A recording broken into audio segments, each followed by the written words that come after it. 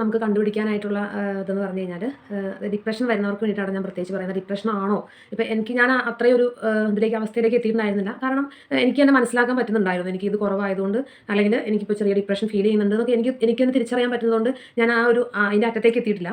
പക്ഷേ ഡിപ്രഷൻ കൂടുന്ന ഒരു സാഹചര്യത്തിലേക്ക് വരുമ്പോൾ നിങ്ങൾക്ക് ഒന്നിനും ഇൻട്രസ്റ്റ് ഇല്ലാതെയാവും, ഭക്ഷണം കഴിക്കാതെയാവും, ചിലർ കുളിക്കാൻ തന്നെ മറന്നു പോകും.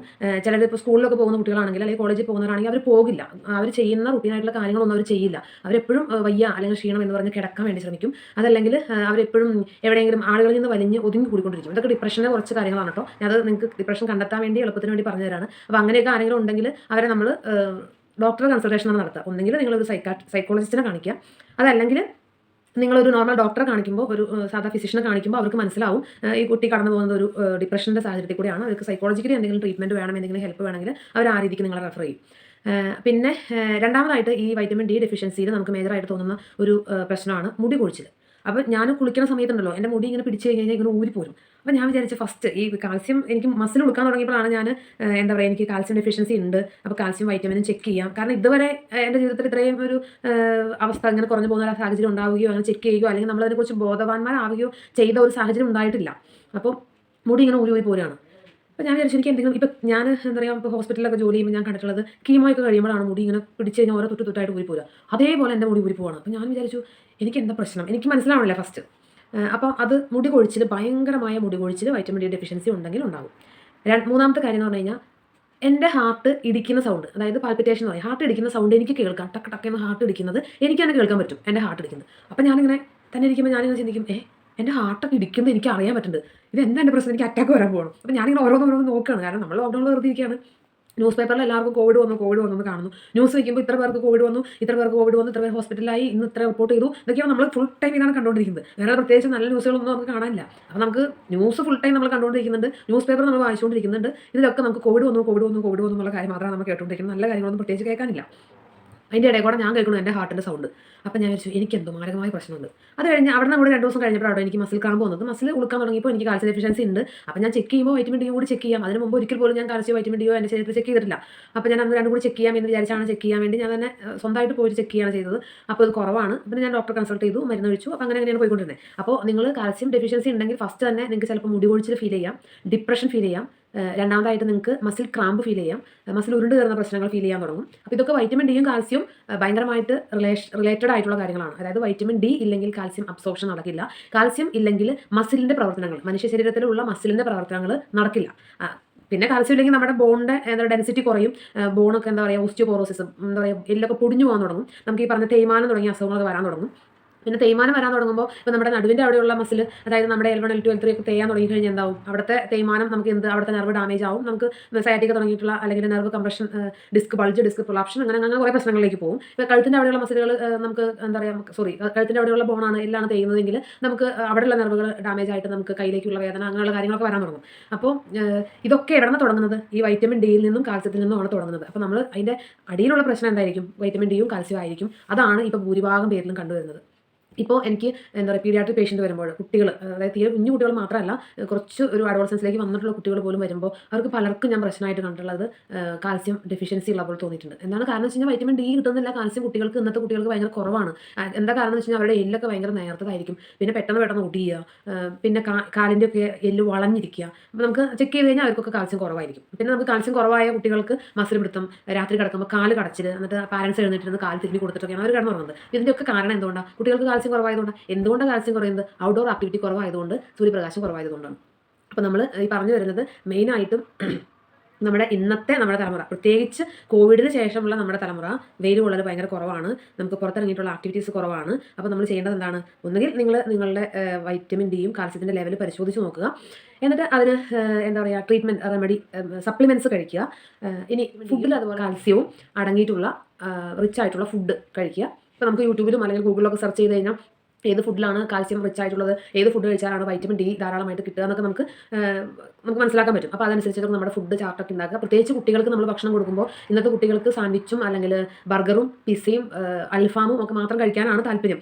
ഞാൻ അതിന് കുറ്റം പറയല്ല, ഞാനും അതിനോടൊക്കെ ആഗ്രഹമുള്ള ആളാണ്, അല്ലെങ്കിൽ അതൊക്കെ ഇഷ്ടപ്പെടുന്ന ആളാണ്. പക്ഷേ ഇന്ന് നമ്മൾ വളർന്നു വരുന്ന തലമുറ ഇത് മാത്രം കഴിച്ചു കഴിഞ്ഞാൽ അവർക്ക് അതിൽ നിന്ന് പ്രത്യേകിച്ച് നല്ല നല്ല കാര്യങ്ങൾ കിട്ടുമെന്ന് എനിക്ക് തോന്നുന്നില്ല.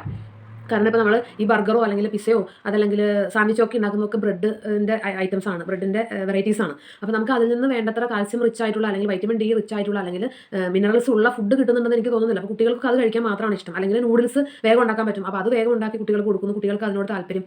പക്ഷേ നമ്മുടെ ഇലക്കറികൾ, അതുപോലെ ഈ കാൽസ്യം വൈറ്റമിൻ മിനറൽസ് ഒക്കെ അടങ്ങിയിട്ടുള്ള വെജിറ്റബിൾസ് ഫുഡ്, അതുപോലെ നോൺ വെജ് ആയാലും വെജ് ആയാലും അത് അതിൻ്റെ ഈക്വൽ ആയിട്ടുള്ള അളവിൽ ഇന്നത്തെ കുട്ടികൾക്ക് കിട്ടുന്നുണ്ടോ എന്ന കാര്യത്തിൽ ഭയങ്കര അധികം നമ്മൾ സംശയിക്കേണ്ടിയിരിക്കുന്നു.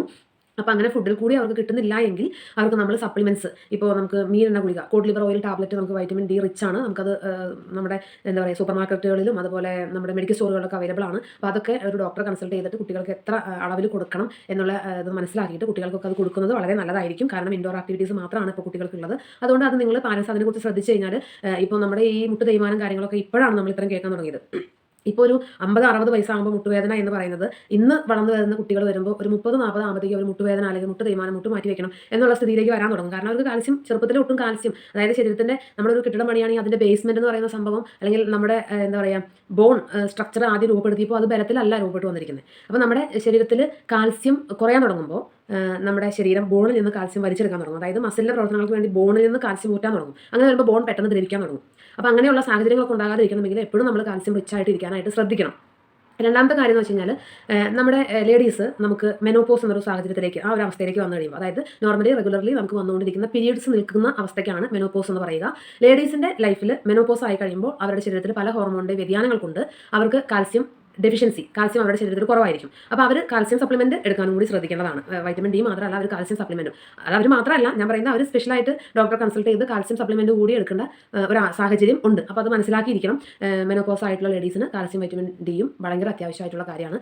അവർക്കാണ് കൂടുതൽ ഈ മസിൽ ഉരുണ്ടുകയറ്റും കാര്യങ്ങളൊക്കെ എപ്പോഴും കൂടുതലായിട്ട് പരാതി പറയാറുള്ളത് അവരാണ്. അപ്പോൾ അവരും ആ കാര്യങ്ങൾ ശ്രദ്ധിക്കുക. പിന്നെ എനിക്ക് പറയാനുള്ളത്, അപ്പോൾ ഞാൻ പറഞ്ഞല്ലോ ഈ ഒരു ഡിപ്രഷൻ്റെ സാഹചര്യങ്ങളിൽ കൂടെ കടന്നു പോകുന്നവരുണ്ടാവും. അവർ തിരിച്ചറിയണം ഡിപ്രഷൻ എന്തുകൊണ്ട് വന്നു. അപ്പോൾ ചില സാഹചര്യങ്ങൾ നമ്മുടെ ജീവിതത്തിൽ ഉണ്ടാകുന്നതുകൊണ്ട് സൈക്കോളജിക്കലി നമ്മൾ ഇമ്പാക്റ്റ് ആയിട്ട് നമ്മൾ ഡിപ്രഷനിൽ കൂടെ കടന്നു പോകാം. അതല്ലാതെ നമ്മൾ വൈറ്റമിൻ ഡി ഡെഫിഷ്യൻസി ഉണ്ടായാലും നമുക്ക് ഡിപ്രഷനിൽ കൂടെ നമ്മൾ കടന്നു പോകാം. അങ്ങനെ ഡിപ്രഷനിൽ കൂടെ നിങ്ങൾ കടന്നു പോകുന്നുണ്ടെങ്കിൽ ഡോക്ടറെ കൺസൾട്ട് ചെയ്യാൻ, അതുപോലെ ഒരു സൈക്കോളജിസ്റ്റിൻ്റെ സഹായം തേടാൻ, അത് സൈക്കാട്രിസ്റ്റിൻ്റെ സഹായം ആവശ്യമുണ്ടെങ്കിൽ അത് തേടാനും നിങ്ങൾ ഒരു കാരണവശാലും മടി കാണിക്കരുത്. കാരണം നമുക്ക് അതിൻ്റേതായ മെഡിസിൻസ് നമ്മൾ എടുക്കേണ്ട ഒരു സാഹചര്യം ഉണ്ട്. എങ്കിലും നമ്മൾ നമ്മുടെ ഹോർമോൺ ഡെഫിഷ്യൻസിനെ കൺട്രോൾ ചെയ്യാൻ വേണ്ടിയിട്ട് മെഡിസിൻ എടുക്കണം. അപ്പോൾ പണ്ട് കാലഘട്ടങ്ങളിലൊക്കെ നമ്മൾ അങ്ങനെ സൈക്കോളജിസ്റ്റിനോ സൈക്കാട്രിസ്റ്റിനോ കൺസൾട്ട് ചെയ്ത് കഴിഞ്ഞാൽ ഉടനെ അത് മാനസികമായിട്ട് എന്തോ പ്രശ്നമുണ്ട് എന്ന് പറയുന്ന ഒരു കാലഘട്ടമായിരുന്നു. ഇന്ന് ന്യൂ ജനറേഷനാണ്, നമ്മൾ കുറച്ചുകൂടി പുരോഗമിച്ചു എന്ന് ഞാൻ വിചാരിക്കുന്നു. അപ്പോൾ നമുക്ക് അങ്ങനെ സൈക്കോളജിക്കലായിട്ടുള്ള ഒരു ഡിപ്രഷൻ എന്ന് പറയുമ്പോൾ നമ്മൾ സൈക്കോളജി ലെവലിലേക്ക് പോയി. അപ്പോൾ സൈക്കോളജിക്കലായിട്ടുള്ള പ്രോബ്ലം നിങ്ങൾക്ക് ഫീൽ ചെയ്യുന്നുണ്ടെങ്കിൽ ഒരു കാരണവശാലും നിങ്ങൾ ഒരു സൈക്കോളജിസ്റ്റിൻ്റെ സഹായം തേടാൻ, സൈക്കോളജിസ്റ്റ് നിങ്ങളെ നയിക്കും. നിങ്ങൾക്ക് സൈക്കാട്രിസ്റ്റിൻ്റെ സഹായം ആവശ്യമുണ്ട്, മെഡിസിൻ ആവശ്യമുണ്ടെങ്കിൽ അവർ നിങ്ങളെ ഡയറക്റ്റ് ചെയ്യും. അപ്പോൾ നിങ്ങൾ സൈക്കാട്രിസ്റ്റിൻ്റെ സഹായം തേടുക, മെഡിസിൻ ആവശ്യമുണ്ടെങ്കിൽ മെഡിസിൻ എടുക്കുക, ഡിപ്രഷൻ കൺട്രോൾ ചെയ്യുക. അതുപോലെ നമുക്ക് വൈറ്റമിൻ ഡി, അതുപോലെ കാൽസ്യം ഒക്കെ നമുക്ക് ഡെഫിഷ്യൻസി ഉണ്ടെങ്കിൽ ഡോക്ടറെ കാണുക. നമ്മൾ അതിനുള്ള സപ്ലിമെൻറ്റ്സ് എടുക്കുക, ഫുഡിൽ നമ്മൾ അത് റിച്ച് ആയിട്ടുള്ള ഫുഡുകൾ കഴിക്കുക. അങ്ങനെ നമ്മൾ നമ്മുടെ ആരോഗ്യത്തെ മെച്ചപ്പെടുത്തുക. പിന്നെ നിങ്ങൾക്ക് പറയാനുള്ളൊരു കാര്യം എന്ന് വെച്ച് കഴിഞ്ഞാൽ, ഞാനതുപോലെ തന്നെ ഒരു ഷോർട്സ് ഇട്ടിട്ടുണ്ടായിരുന്നു. അതായത് നമ്മുടെ ഈ മസിൽ വേദന, അതായത് നമ്മുടെ കാലിൻ്റെ കാഫ് മസിൽ, കാലിൻ്റെ വണ്ണയിലെ മസിൽ വേദന, ഉരുണ്ട് കയറ്റം, അങ്ങനെയൊക്കെ പറയുന്ന ആളുകൾക്ക് മോയിസ്റ്റ് ഹീറ്റ് വളരെ അധികം നല്ലൊരു റെമഡിയാണ്, ഹോം റെമഡിയാണ് കേട്ടോ.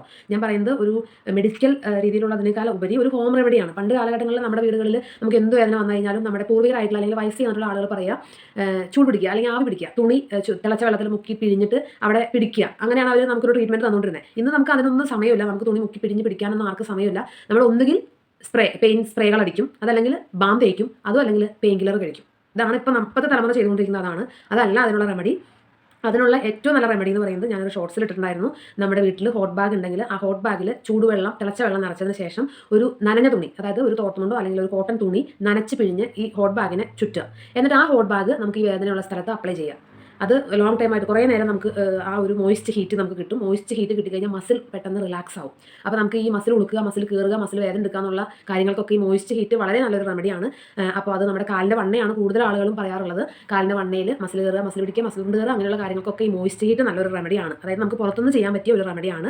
അപ്പോൾ അതിനുശേഷം നമ്മൾ ഈ കാൽസ്യമാണ് അതിൻ്റെ ബിഹൈൻഡ്, അതായത് പുറകിലുള്ള റീസൺ കാൽസ്യം കുറവാണ്, അതിൻ്റെ പുറകിലുള്ള റീസൺ വൈറ്റമിൻ ഡി ഡെഫിഷ്യൻസിയാണ്. അപ്പോൾ അതൊക്കെ നമ്മൾ കണ്ടുപിടിക്കണം. നമുക്ക് പുറമേ നിന്ന് ചെയ്യാൻ പറ്റുന്ന ഇത് മോയിസ്റ്റ് ഹീറ്റ് ഏറ്റവും നല്ലൊരു ഹോം റെമഡിയാണ്. പിന്നെ സ്ട്രെച്ചിങ്, മസിൽ സ്ട്രെച്ചിങ്, അത് നിങ്ങൾക്ക് എന്താ പറയുക, എവിടെയാണോ ഏത് മസിലാണോ നിങ്ങൾക്ക് പെയിൻ ഉള്ളത് ആ ഭാഗങ്ങളിലൊക്കെ മസിലുകൾ സ്ട്രെച്ച് ചെയ്യുക. അതിപ്പോൾ നിങ്ങൾക്ക് എന്താ പറയുക വീഡിയോസൊക്കെ നോക്കി കഴിഞ്ഞാൽ കുറച്ചൊക്കെ മനസ്സിലാവും. അല്ലെങ്കിൽ നല്ലൊരു ഫിസിയോതെറാപ്പിസ്റ്റിനെ നിങ്ങൾ കൺസൾട്ട് ചെയ്ത് കഴിഞ്ഞാൽ അവർ നിങ്ങൾക്ക് മസിൽ റിലാക്സേഷൻ, അതായത് മസിൽ സ്ട്രെച്ചിങ് മെത്തേഡുകൾ പഠിപ്പിച്ചു തരും. അപ്പോൾ ആ മസിൽ സ്ട്രെച്ചിങ് മെത്തേഡുകളും നിങ്ങൾക്ക് വളരെ യൂസ്ഫുൾ ആയിരിക്കും. ഇങ്ങനെ മസിൽ ഉരുണ്ട് കയറുന്ന, മസിൽ പിടിക്കുന്ന, അല്ലെങ്കിൽ മസിൽ എന്താ പറയുക, ക്രംസ്, മസിൽ ഉളുക്കുന്ന അവസ്ഥകൾക്ക് അത് വളരെയധികം പ്രയോജനം ചെയ്യും. അപ്പോൾ ഈ വൈറ്റമിൻ ഡി നമ്മുടെ ജീവിതത്തിൽ തന്നെ വളരെ പ്രധാനപ്പെട്ട ഒരു സംഭവമാണെന്ന് പറയാൻ വേണ്ടിയിട്ടാണ് ഞാൻ ഈ വീഡിയോ ചെയ്തത്. ഞാനിപ്പോൾ ആരെ കണ്ടാലും ഇപ്പം ഞാൻ പരിചയപ്പെടുന്ന ആളുകൾക്കും അല്ലെങ്കിൽ ആളുകളെ കാണുമ്പോൾ തന്നെ നമുക്ക് അറിയാൻ പറ്റും അവരുടെ ഫേസൊക്കെ ഒരു പെയിലായിട്ട് ഒരു വിളറി അങ്ങനെ കാണുമ്പോൾ തന്നെ നമുക്ക് അറിയാൻ പറ്റും അവർക്ക് vitamin D deficiency, calcium deficiency, blood കുറവ്, ഇങ്ങനത്തെ പ്രശ്നങ്ങളൊക്കെ ഉണ്ട്. അതുകൊണ്ട് അവർക്ക് ക്ഷീണമായിരിക്കും, അവർക്കൊരു ഡിപ്രഷൻ ആയിരിക്കും, അവർക്ക് തളർച്ചയായിരിക്കും, അവർക്ക് എനർജി ഉണ്ടായിരിക്കില്ല. അപ്പോൾ ഇങ്ങനെയുള്ള സാഹചര്യത്തിൽ കൂടെയൊക്കെ നിങ്ങൾ കടന്നു പോകുന്നുണ്ടോ എന്ന് നിങ്ങൾ തന്നെ നിങ്ങളെ തന്നെ വിലയിരുത്തി നോക്കുക. എന്നിട്ട് ഇങ്ങനത്തെ എന്തെങ്കിലും പ്രശ്നങ്ങൾ നിങ്ങൾക്ക് ഉണ്ടെങ്കിൽ ഡോക്ടറെ കൺസൾട്ട് ചെയ്യുക. നിങ്ങൾക്ക് അതിന് വേണ്ട റെമഡീസ് സ്വീകരിക്കുക. അപ്പോൾ അത് നമുക്ക് വീട്ടിൽ തന്നെ ചെയ്യാൻ പറ്റുന്ന ഒരുപാട് കാര്യങ്ങൾ ഞാൻ പറഞ്ഞു. അപ്പോൾ അതൊക്കെ നമ്മൾ ചെയ്ത് നോക്കുക. അങ്ങനെ ഒരു ബെറ്റർ ലൈഫ് നയിക്കാനായിട്ട് എല്ലാവരും പ്രാപ്തരാകട്ടെ എന്ന് ആശംസിക്കുന്നു. അപ്പോൾ ഞാനൊരു 3 പാർട്ടായിട്ടാണ് ഈ വീഡിയോ ചെയ്തത്. കാരണം ഞാൻ കുറേ നേരം വലിയ പ്രസംഗം നടത്തി. അപ്പോൾ ഞാൻ പറയാൻ ഉദ്ദേശിച്ചത് നിങ്ങളെ പഠിപ്പിക്കുകയല്ല, എൻ്റെ ജീവിതത്തിൽ ഉണ്ടായ ഒരു കാര്യം വെച്ചിട്ട് എനിക്കറിയാവുന്ന കുറച്ച് കാര്യങ്ങൾ നിങ്ങൾക്ക് പറഞ്ഞു തരാം. അതുകൊണ്ട് നിങ്ങൾക്ക് എന്തെങ്കിലും ഒരു യൂസ്ഫുൾ ആവുകയാണെങ്കിൽ ആയിക്കോട്ടെ എന്ന് വിചാരിച്ചിട്ടാണ്. നിങ്ങൾക്ക് ഉപകാരപ്പെട്ടെങ്കിൽ ലൈക്ക് ചെയ്യുക, ഷെയർ ചെയ്യുക, സബ്സ്ക്രൈബ് ചെയ്യുക.